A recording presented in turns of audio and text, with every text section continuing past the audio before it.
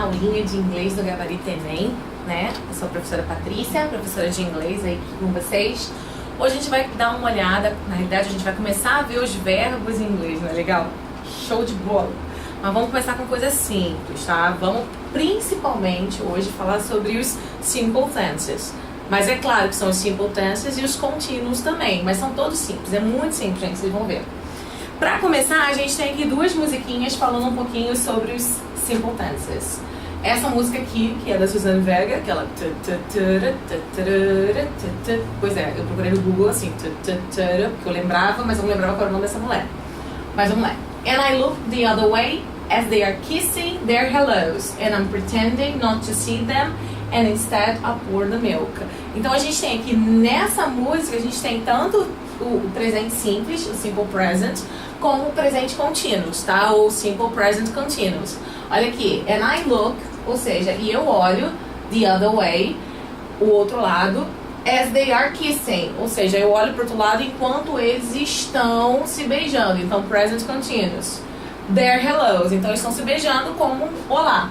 And I am pretending, de novo, present continuous, not to see them.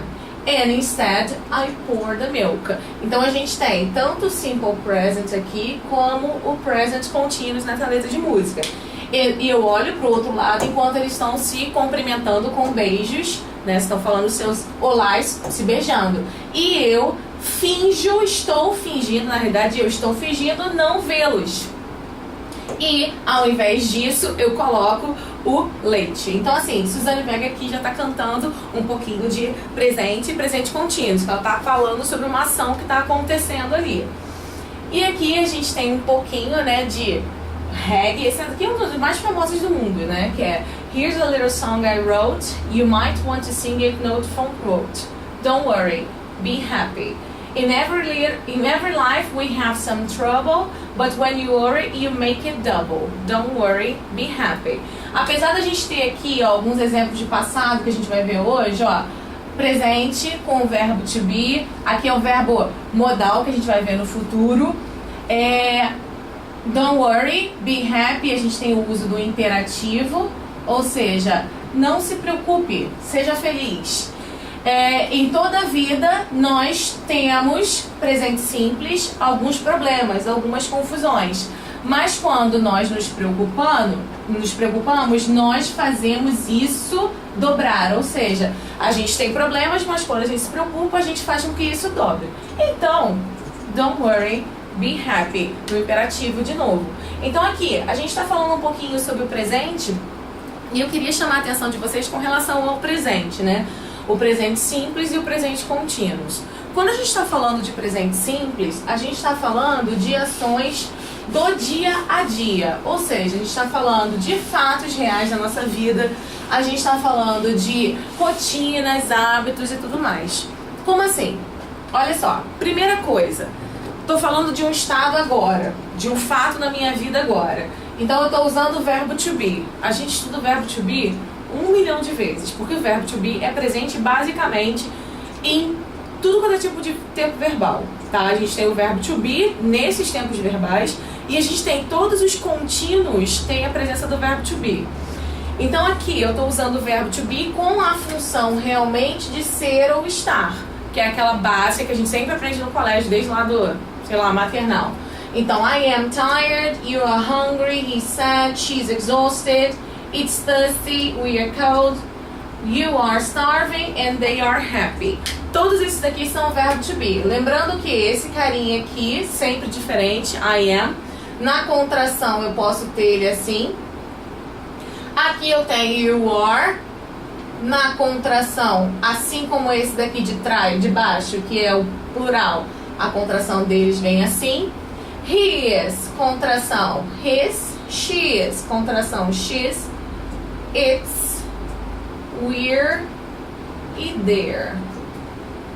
Então assim, todos esses daqui se tratam com relação ao verbo to be, que é aquele básico do ser ou estar. E ele está relacionado ao presente. Então, eu estou cansada ou eu sou cansada, dependendo do ponto de vista. Vai que é uma pessoa que quase não se mexe. Ai, eu sou tão cansada. You are hungry. Você está com fome. Você está faminto. Ou você é faminto. Vai que é uma pessoa que não para de comer. Então, dependendo, tem que interpretar o contexto, né? Já que em português, na tradução, a gente tem dois tipos de verbos. Ele está triste, ela está exausta.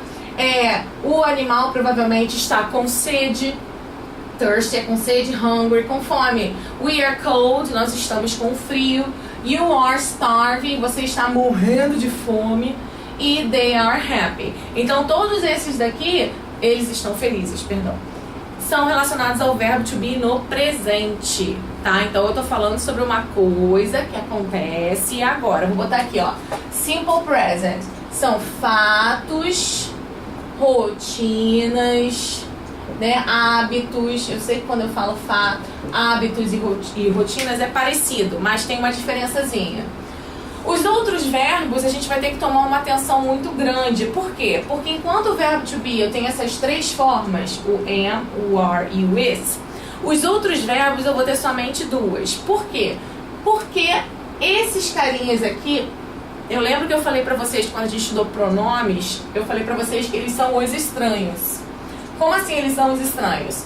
Eu tenho que botar uma desinência, número pessoal neles. Como assim? A gente sabe que o verbo é o verbo live, que é o verbo que eu estou usando como exemplo. Então aqui, ó. I live em Rio de Janeiro, you live em São Paulo, we live em Brasil, you live em South America, they live em Paraná. Tá? Todos esses daqui eu estou usando o meu verbo live na base dele. Já quando eu falo de he, she, it, que são as terceiras pessoas do singular, eu tenho uma situação agora de usar essa diferencial aqui, ó, que marca a terceira pessoa do singular, tá? Então eu não posso esquecer que quando eu falo de verbos no presente, não sendo o verbo to be, eu tenho uma modificação entre eles quando eu falo da terceira pessoa do singular, e essa modificação é a entrada do S no final do verbo. E aí, S. O que é o S? Eu vou botar o S em todos os verbos? Não. Eu tenho que prestar atenção porque eu tenho uma regra, tá? Então a gente sabe que o presente simples é aquele presente que fala sobre as coisas do cotidiano, que fala sobre fatos. Por exemplo, eu moro no Rio de Janeiro, eu trabalho não sei aonde, né? E assim vai. Quando eu falo sobre a terceira pessoa do singular, deixa eu apagar que eu esqueci. Quando eu falo da terceira pessoa do singular, eu tenho essa situação do S. Tá, a maioria dos verbos eu vou adicionar o S. A maioria deles. Então, por exemplo, a gente colocou o exemplo ali do live. Vou colocar outros exemplos aqui, ó. Talk, see, speak, listen, write, dance, sing. Beleza. Então todos esses daqui eu só tenho que adicionar o S no final para formar a terceira pessoa do singular. Lembra que a terceira pessoa do singular são he, she e it, somente. Então olha, talks, se eu for falar da terceira pessoa do singular, sees, terceira pessoa do singular, speaks, listens, writes, sings. Eu tenho que colocar o S. É claro que isso é a regra, mas toda regra há o seu parênteses, ou seja, sua exceção. A exceção se encaixa nessas duas situações aqui. Primeiramente, essas duas situações elas começaram com relação ao som. Por quê? Por exemplo, verbos que terminam com o som de X, S, SS, CH, SH, que são os que a gente chama de som sibilante. O que é o som sibilante? É o som da cobra. A cobra sibila, né? Ela faz esse sonzinho. Esses verbos terminados nesses sons, nos sons, hein, gente? Eles têm que colocar o ES no final. Como assim? Vou botar uns exemplos aqui, ó. Fix, watch, wash, mess. E deixa eu botar lá aqui a inclusão dos carinhas que terminam com O, os verbinhos que terminam com O, como por exemplo os mais famosos do e go. Quando eu vou falar dessas pessoas, perdão, quando eu vou falar das terceiras pessoas do singular, he, she, it, nesses verbos eu não posso simplesmente colocar o S, porque imagina como é que ficaria. She fixes, e nunca ia terminar. She fixes. Então eu tenho que botar uma sílaba a mais para poder continuar. Então fica she fixes, she watches, she washes, she messes, tá? Consertar, assistir, lavar, bagunçar. Does, que é, além do verbo fazer, o auxiliar do presente que a gente já vai ver. E goes. Todos esses aqui que terminam nesses sons, eu tenho que colocar o ES no final. E aí, quem são esses carinhas aqui? São os carinhas que terminam com Y. Eu tenho dois grupos, a gente estudou isso quando a gente falou sobre plural, que é basicamente a mesma coisa. Então, como a gente falou, esses verbos terminam com esse som, a gente tem que colocar o S. Enquanto esses carinhas aqui de cima, é só colocar o S. E aí, pra que eu tenho essa pessoa aqui? Essa pessoa são os verbos terminados em Y. Os verbos terminados em Y, assim como a gente falou do plural também, das palavras terminadas em Y, eles seguem dois padrõezinhos. O primeiro é só colocar o S. Como, por exemplo, in play, say, stay.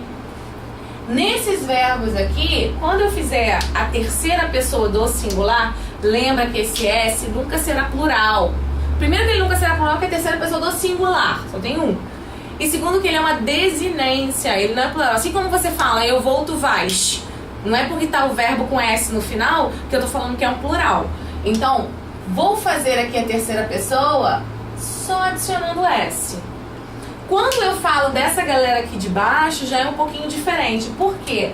Se eu botar assim o verbo study, fly, eu não posso, cry também é outro exemplo aqui, eu não posso simplesmente colocar o S.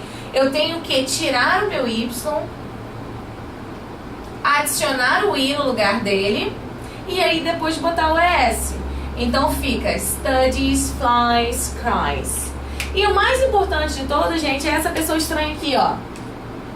Esse verbinho aqui, que ele sai do padrão. Ele não é um verbo que eu só bote o S, ele não é um verbo que... ele não é nenhum desses. Por quê? Porque o verbo have, na base dele, ele é assim. Mas quando a gente fala da terceira pessoa do singular, ele tem essa forma, tá? Sempre terá. Então, essa aqui é a terceira pessoa do singular para o verbo have. Então a gente tem que seguir esse padrão na hora que a gente está colocando a terceira pessoa do singular. Isso aqui é para vocês terem uma ideia de que a gente está falando de uma terceira pessoa e não de uma primeira pessoa ou segunda, tá? Beleza? Continuando, quando a gente fala dos tempos verbais, presente, futuro, passado, a gente tem que prestar atenção em duas situações. O futuro nem tanto, porque a gente tem uma partícula já especial do futuro, e se não for a partícula, a gente está falando do verbo to be. Mas quando a gente fala do passado e do presente, eu tenho que prestar atenção para poder formar a minha negativa e a minha interrogativa. Como assim? Quando eu tenho o verbo to be, é muito mais simples eu fazer uma afirmativa e uma negativa. A afirmativa sempre é simples. Uma negativa e uma interrogativa. Como? Se eu tenho o verbo to be, eu sei que eu posso juntar o meu verbo to be com o not. Assim como eu posso mudar o verbo to be de posição para fazer a interrogativa. Ele não depende de ninguém. Tipo assim, o verbo to be é o cara. Mais cara que o verbo to be só o verbo modal, mas depois eu explico por quê. Quando a gente está falando de verbo to be, se eu quiser fazer a minha negativa, eu só preciso fazer isso, ó. You are not an intelligent student. Eu posso fazer isso aqui assim, tá? Eu posso fazer uma outra maneira. Lembra que a gente falou sobre a contração? Olha só. Vou colocar aqui contraído no you e vou botar o not aqui. Eu posso também ter assim o meu verbo to be na negativa, como eu posso aquele mais básico de todos que a gente vê lá no curso de inglês desde sempre, que é o aren't, que é a ligação do are mais o not. Então o are mais o not, de forma contraída, vira aren't. Esse daqui a gente não está falando mais do are, a gente está falando já do is. Então na negativa vai ficar he is not a marvelous kid. Posso fazer a mesma coisa que ali de cima. Posso fazer a minha contração inicial com Posso fazer a minha contração inicial com somente o apóstrofo e o S relacionado ao he. Também posso fazer a contração que é mais usada, que é o isn't. Então vocês podem entrar em contato com qualquer uma dessas contrações. Então, só recapitulando, o is not vai ficar isn't. E o último com relação à negativa, que é o I'm sick and tired of all that. Que quando eu coloco na negativa, eu posso fazer da mesma maneira.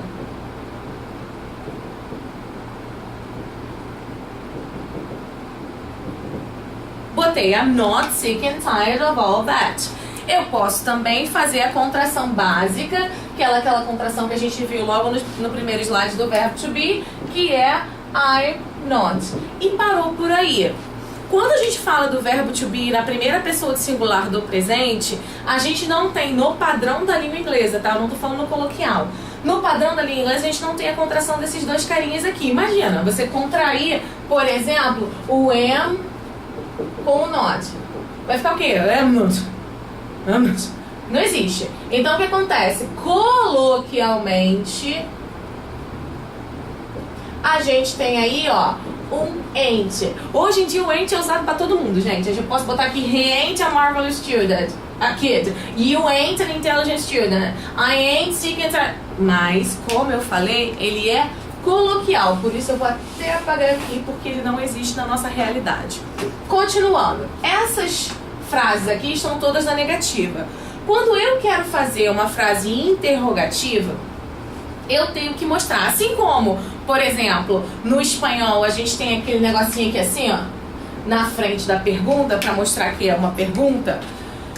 No inglês a gente tem uma modificação na frase para mostrar que é pergunta, porque senão vai ficar igual ao português. Sabe português, quando a gente tem aquela frase enorme assim, e a tia lá mandou a gente ler alto, em voz alta? Aí, você estava na festa com os seus amigos ontem? Você dá aquela entonação no final, né? Então, assim, espanhol e inglês resolveram essa situação. O espanhol botou aquele negocinho ao contrário lá, que eu sempre ficava assim, por que aquele negócio ao contrário? Melhor ainda, quando eu quero digitar, fica mais complicado. E o inglês, a gente tem uma mudança de posição. Quando eu falo do verbo to be, eu falo de mudança de posição. Esses carinhas aqui a gente já vai ver daqui a pouquinho. Eles têm uma característica diferenciada. Então, se eu tenho you are an intelligent student, o que acontece é, eu tenho uma troca de posição entre o meu sujeito e o meu verbo, quando eu falo de verbo to be. Então, a minha interrogativa fica, are you an intelligent student? He is a marvelous kid. Vou fazer a troca de novo do sujeito com o verbo to be. Então, fica, is he a marvelous kid. A última, que eu acho mais louca do mundo, tipo assim, a pessoa perguntando sobre ela mesma, mas tudo bem. Vai dizer, ai, eu sou doente ou não. Tipo assim, I am sick and tired of all that. Então, assim, eu tô de saco cheio de tudo. Essa é a ideia que tá falando aqui. Então, am I sick and tired of all that? Pode ser até uma pergunta retórica, né? Tipo, eu estou de saco cheio com relação a tudo isso? Claro que eu estou de saco cheio com relação a isso, porque é a única maneira que eu consigo ver. Ou a pessoa perdeu a memória, né? A pessoa perdendo a memória pode acontecer. Então, assim, lembrando, verbo to be é o cara. O cara, ele não precisa de ninguém para fazer a interrogativa e a negativa no presente e no passado. Ele não precisa de ninguém, tá? Já os outros carinhas, sem seus verbos modais, vamos botar os verbos modais pra lá, porque a gente vai ver depois. Precisam, coitados. Eles precisam de uma muleta. Na realidade, o pessoal chama essa muleta de auxiliar, né? Então, assim, o auxiliar deles do presente é o do e o does. Como a gente já estudou que a terceira pessoa do singular, he, she, it, precisa de um S na desinência para fazer a afirmativa do verbo no presente, qual é o auxiliar do he, she, it? As pessoas têm respondido does. Porque se vocês não responderam does, eu acho melhor voltar um pouquinho essa aula para estudar mais um pouco. Então o que acontece? Esse carinha aqui é o auxiliar para a terceira pessoa do singular. Por quê? Porque ele já tem presente nele a desinência. Então ele já tem o ES ali, ele já vai fazer a situação do uso da terceira pessoa do singular. Esse outro aqui é pro resto. Tadinho, por isso que eu falo. Esses caras aqui são especiais, o resto é resto, né? Dói saber que é você o resto. Mas vamos lá, o que interessa, porque esse aqui é mais... tem mais detalhes do que o verbo to be. Como eu falei, os verbos que não são o verbo to be no presente, de linhas modais, eles precisam de auxiliar. O meu auxiliar é o do e o does para o presente, sendo que o does é para he, she, it e o do é para o resto. Aqui eu tenho um resto. Aqui eu tenho um resto. Esse carinha aqui é o especial, tá? Vou começar pelo resto, porque já que eles são resto, vamos começar por eles, né, gente? Deixar os coitados por último, né? Tá, não fala não, que os melhores ficam depois. Não, coitados, não deixa eles ouvirem não. Então vamos lá. Quando eu quero fazer a negativa desses carinhas aqui, eu faço isso, ó. You. Eu não posso botar o not simplesmente ali como eu botei no verbo to be. Eu tenho que botar o meu auxiliar. E quem vai ficar grudadinho com o auxiliar? Perdão. Quem vai ficar grudadinho com o not? O auxiliar. Como eu tô falando desse daqui, vai ficar assim, ó. You do not watch TV every night. Fiz a negativa, precisei dessa ajuda aqui do do para fazer a negativa. Aí, o que significa o do em português? Nada. Você tem auxiliar para fazer a negativa? Não. Você não tem auxiliar para fazer a negativa. Então, o do em português não significa basicamente nada, mas em inglês ele significa muito. Porque ele tá aqui para ajudar, senão eu não consigo fazer a negativa. Assim como ali eu posso fazer a contração, quando eu tô falando de do e de does, eu também posso fazer a contração, que é o que é mais famoso na nossa vida. O don't. Pouquíssimas pessoas falam you do not, pouquíssimas pessoas escrevem, só quando é uma coisa mais formal. Mas normalmente você vai ter you don't watch TV every day. Assim como aqui, ó, se eu tô falando de I não é he, nem she, nem it, coitado. Ele é sempre em letra maiúscula, mas ele não é he, nem she, nem it. Então, eu vou usar o do. I do not watch TV on Sundays. O corretor. Então, se eu não assisto TV on Sundays com a ajuda do meu auxiliar, eu também posso fazer que contraio aqui, ó, e fica I don't watch TV on Sundays. Beleza. Vamos pro carinha mais complicado aqui. Eu vou botar aqui, ó, um asterisco pra gente prestar atenção nele. Por quê? Vocês sabem que quando a gente fala de terceira pessoa do singular e o meu verbo está na afirmativa, eu tenho que botar a minha desinência. Como o verbo watch, ele termina no som sibilante, não é? Eu tenho que botar o S. Então, esse verbo aqui está combinando com a pessoa. Estou fazendo a concordância com o verbo, com o sujeito. He watches TV in the morning. Vou fazer a negativa. Para fazer a negativa, eu vou colocar o meu auxiliar junto com o not. Ó, se eu quiser fazer a parte da contração, já vou botar aqui para vocês verem. Vai ficar doesn't. Então, vamos lá. He does not ou he doesn't. Aí eu pergunto uma coisa. Já tem o Szinho aqui da marcação? Lembra que eu falei aqui em cima? Que aqui em cima já tinha o Szinho da marcação no auxiliar. Então eu já tenho o S da marcação aqui. Em inglês, gente, uma coisa que vocês precisam saber. Se pode ser cortado, vai ser. Então assim, não existe dupla negativa. Não vai existir dois S's aqui. He doesn't... A desinência some, porque eu já tenho a desinência presente no meu auxiliar. Então vai ficar, vou botar até aqui assim, ó. He doesn't watch TV in the morning.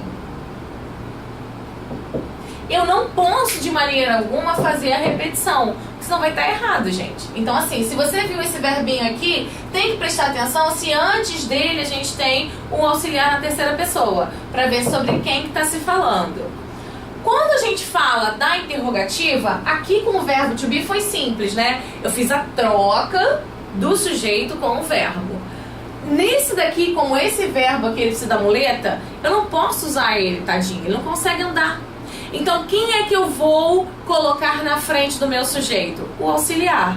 Então, o auxiliar vai fazer essa pontezinha aqui. Então, vai ficar, ó. Do you watch TV every night? Aqui, aquele momento de branco na cabeça. Do I, não é? I watch TV on Sundays. Vou colocar o auxiliar na frente. Do I watch TV on Sundays? E assim como eu falei aqui da situação do he, vou usar o meu auxiliar para he, she, it antes do meu sujeito. E como tem o Szinho aqui, o meu verbo vem puro.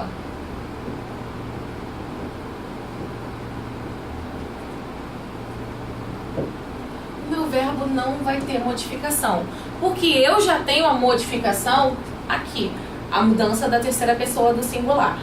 Beleza?